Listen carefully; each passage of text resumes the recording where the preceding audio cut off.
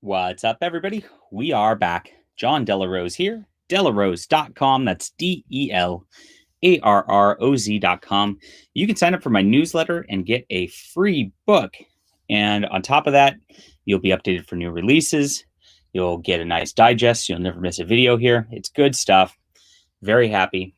And I love everybody on my newsletter. Thank you if you're already on there already.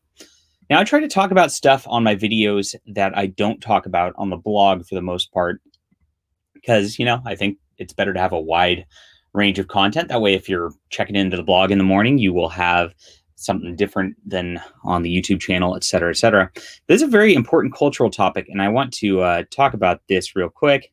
Not the Forge of Tolkien, but this is great stuff. Also, this is a study of Tolkien by a good friend of mine that you can watch on Unauthorized TV. But I want to talk about the quote sad state of science fiction. This applies to all of our sort of geek cultures or science fiction, fantasy, comic books. And I was talking about this morning because this is a very interesting thing that science fiction writer John Scalzi wrote about. Ugh, of course, you got to talk with the gamma male start. You can't just have a actual dialogue about something. We're talking about the canon of science fiction literature, and he put it in scare quotes, right? Because there is a canon of science fiction literature and comic book literature and all that. You want to go back, of course, some people go back further than others, but people go back to the 60s or the 70s or perhaps the 40s or 50s, because this was our golden age of our culture before everything kind of got corrupted by people who want to, change heroism to not really mean heroism, to change good into bad and bad into good, the anti-hero, the darkness, the let's make everything more realistic, sort of bland and dreariness in an attempt to, quote, be more literary, which just means that they are writing against the genre conventions. But we're talking about sci-fi here. For reasons, of course, most imminently the recent Hugo Award ceremony and its fallout, which he's talking about a bunch of these random fledgling authors who got Hugo Awards, and they got it because they had diverse sounding names. And George R.R. Martin, the creator of Game of Thrones, could not pronounce their names, and he'd never heard of them before, of course, because nobody'd heard of them. And he got savaged for that. Very funny stuff. All right. And whether new writers should slog through a bunch of books of the genre that are now half a century old, at least. And it's interesting to see, even right away here, he shows his disdain for the genre. And I see this in groups sometimes. We'll talk about modern comics and things like that. And, they say, I have a hard time reading the Stan Lee stuff. It's very interesting because everything they read is basically just fan fiction of somebody writing the characters Stan Lee invented. So if that is a slog, or if that's a hard thing to do, you clearly don't love the genre that much.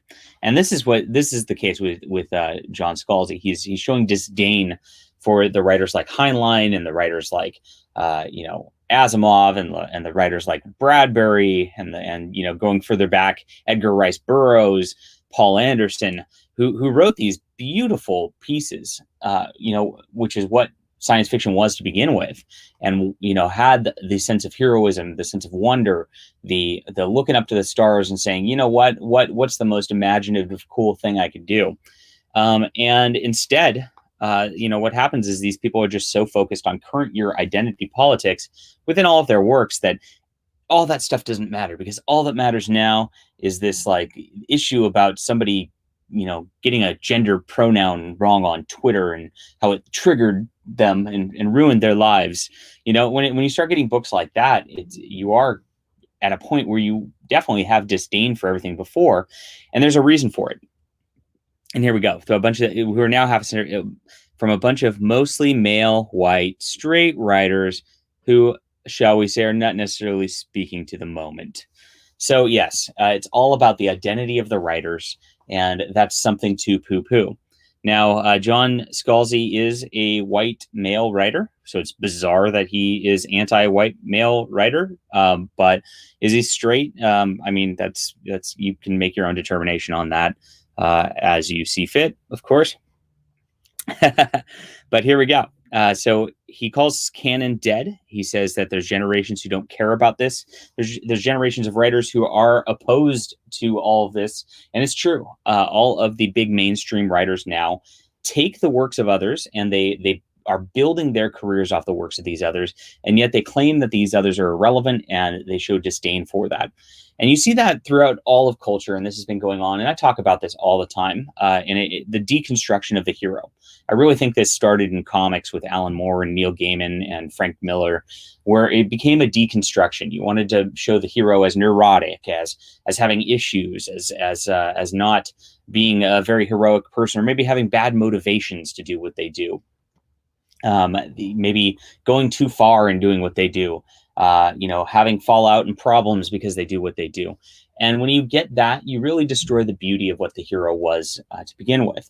Steve Ditko was talking about this. I was just reading one of his essays on the topic.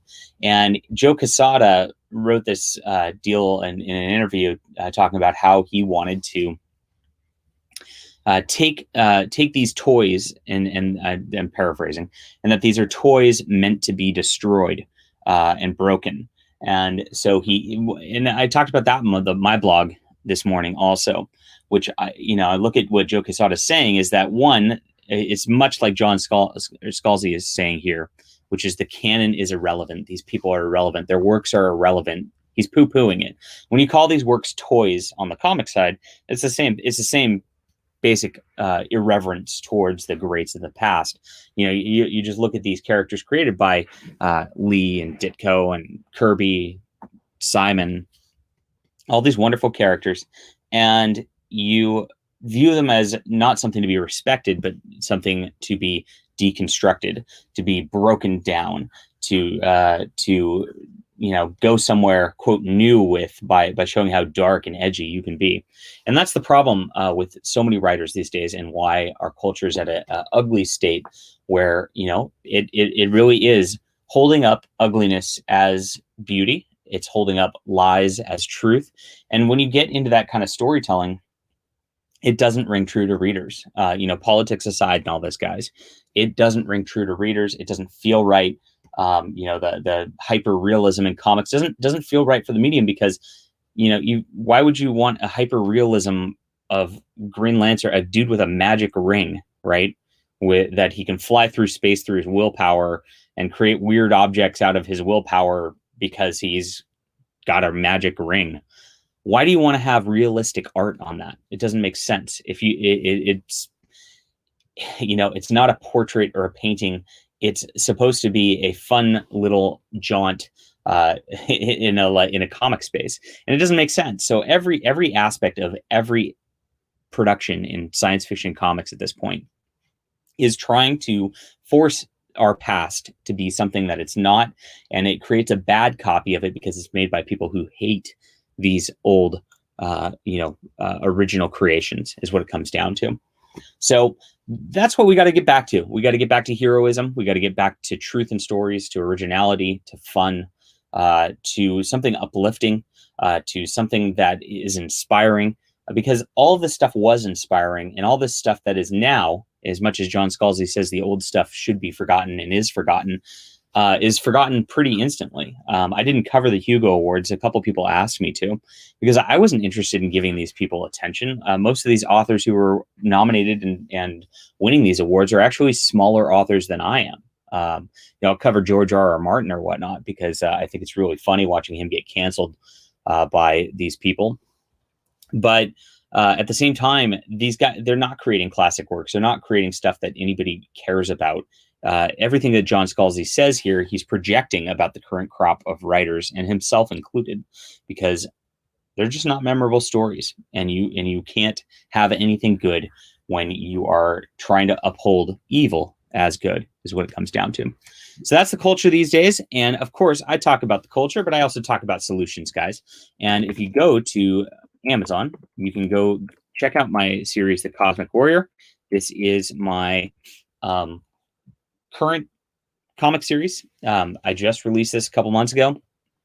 Science fiction out there, sense of wonder, a hero who's doing good, a hero who's being a hero. It's really fun stuff. This is real beautiful art right here. Look at this by Clovis Rodriguez. My interior artist did the same as the outside. I know that's rare in comics these days. But this is just a very heroic pose. It's a very David and Goliath type of deal because, you know, with the large giant monster, he's got his powers. He's got it. He's very muscular, very masculine, and I just love the motion in this and the feel of the energy that's about to be unleashed on this monster by somebody who's taking on someone bigger than him and stronger than him because it's the right thing to do. And there you go.